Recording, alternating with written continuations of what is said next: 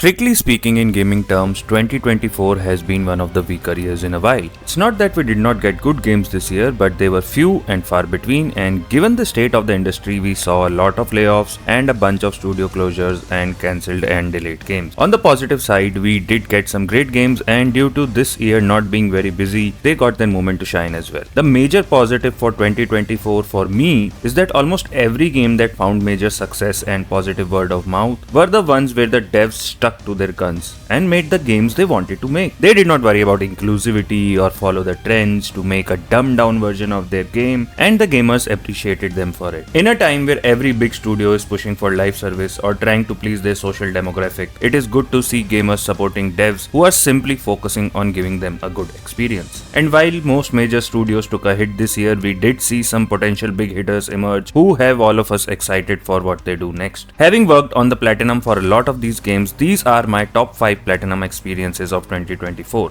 Before we begin, I just want to let you know that this is my personal opinion, and to keep things fun, I have come up with a fun girlfriend analogy for these games, which will become clear as we go on. I really think you guys are going to enjoy this, so let's get on to the list with game number 5. At number 5, we have Call of Duty Black Ops 6. In my review for the game, I have said how Black Ops 6 is one of the better Call of Duty games in a while, and the good thing about is that it is a complete package right out of the gate with a full campaign, good multiplayer and a great zombies mode. The campaign starts off well but literally jumps into the garbage bag in the end. Multiplayer is good and solid with Omni movement providing some fun new mechanics, and zombies is the best it has been in a long time. Having done everything to achieve the platinum of Black Ops 6, what I can say is that going for the platinum for Black Ops 6 is like dating one of the cheerleaders in college. They are all hot and popular and everyone wants to date the hottest one, but you can never quite put your finger on which one it is.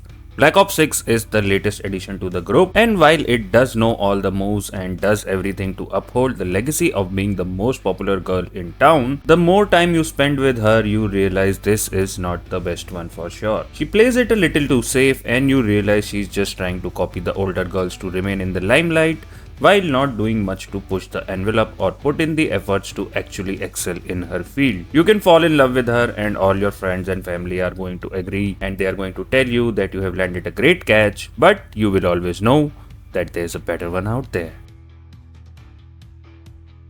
Number 4 is Stellar Blade, a great game from a new studio that pretty much does everything right, even while being a total thirst trap to give all the dad gamers a new fantasy and new Halloween costume ideas for their wives. Going for the platinum for Stellar Blade is going out with one of the hottest girl in town, and you are thinking she is so pretty, there's no way she's smart or has substance as well. She's probably all about Instagram and TikTok and totally into her looks, but after spending time with her, you actually realize that she actually has a lot of substance as well. And while that makes it easier to fall in love with her, it's tough to call her the one because she doesn't actually change you or push you to be better in any way. And you are both happy with that. This may not be a lifelong relationship and you are both okay with it, so enjoy it while it lasts. Great boss battles and added physics to Eve's physical assets mean you will definitely be thinking about Stellar Blade for a very long time. Number 3 is Marvel Rivals, the ultimate Overwatch clone set in the Marvel universe, which does almost everything right, if not better than the competitive shooter it is heavily borrowing from. Some balancing issues aside, there is not much you can say against the game, and being free to play makes it hard not to recommend it. 33 players at launch and more on the way means you are bound to have some fun with it, whether you are playing for trophies or not. Going for the platinum in Marvel Rivals is like going out with the girl who has had a crush on you since the 5th grade. She's all grown up and popular now, and she knows the type of girls you are into, and she puts in a lot of effort to keep you happy and interested. She wants you and she is clear and aggressive in seeking you out, which makes her really hard to resist. The only issue is that she tries a little too hard to be your type and doesn't show much of her own personality. I mean, there's a reason you are still not dating your ex after all. She's just focused on keeping you happy and interested, and while her pull is really hard, you are looking for something more at this point. You may not end up marrying her, but you will be happy with her every day you spend with her. At number 2 we have Black Myth Wukong, and this is where it starts getting tricky. Wukong is an amazing game, and this is the closest tie between Wukong and my actual game of the year.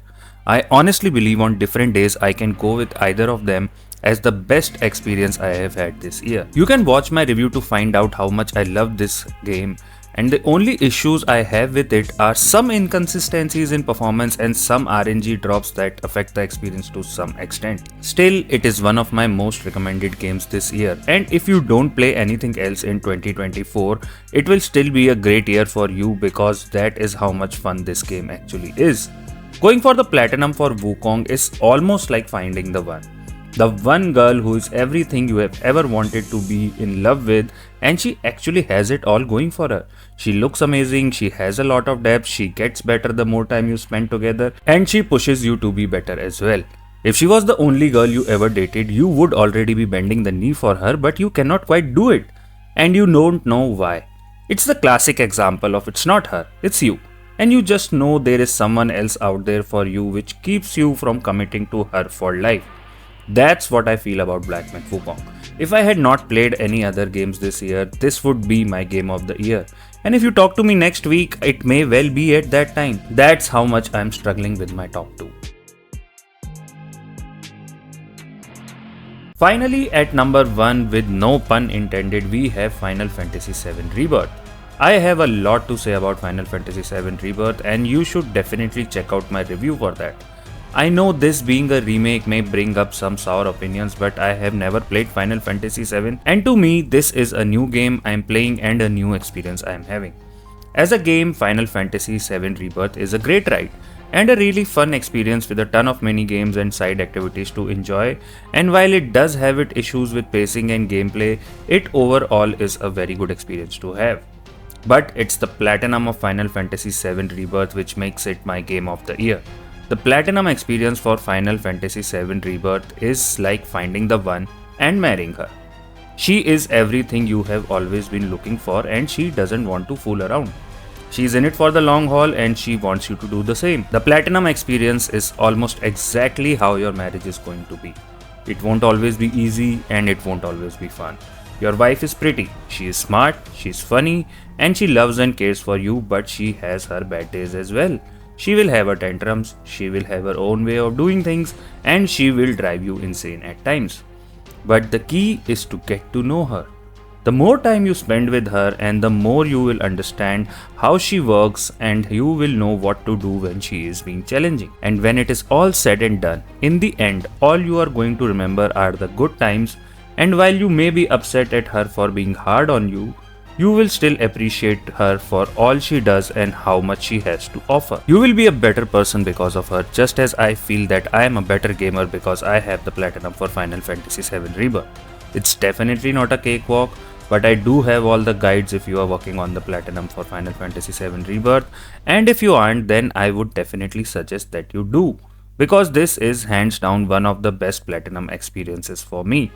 I have screamed, I have cried, and I have cursed this game like anything. But now, almost an year since it released, I still find myself thinking about it, and all I remember are the good times. So there you have it, folks, my list of top 5 platinums for 2024. I really hope you guys enjoyed this video. I had a lot of fun making it for you. I know being 2025 we are starting a little bit slow, but now that we are here, we are going to get the ball rolling and get it rolling in high speed and top gear as soon as we can. Starting today, you have the first video out. Now I am going to be focusing on clearing out the backlogs of some of my games that I have been working on and the guides of some of the games I have previously promised, because I don't see any major releases coming up in the first half almost of 2025. If Split Fiction does not get delayed, then expect my complete platinum trophy guide for Split Fiction to air right as the game is released. Apart from that, now you can expect the platinum trophy guide or the platinum walkthrough for Tunic and Little Nightmares 3. Then there are other couple of platinum walkthroughs we work on before we move on to The Last of Us Part 1 and completing my platinum walkthroughs for Returnal and Star Wars Jedi Survivor, with finally going for my 600th platinum, for which I will be doing Alan Wake 2 with all its DLCs. With that said, If you guys have hung around so long, thank you so much for doing so. I really appreciate your love and support. Please keep it going. And if you like this video, do consider giving it a like. Share your opinions and feedback with me in the comment section. Consider subscribing to my channel if you have not already. I'll be coming at you with regular videos and regular updates from now on every week. And I will also be posting my schedules shortly on the community board so you guys can follow it and see where we are going and what's coming up, and let me know if there are any changes you need me to make with that. But with that said, whatever you're doing, wherever you are, please stay safe, stay healthy, and stay busy playing some good games. This is your friend Galactus signing off.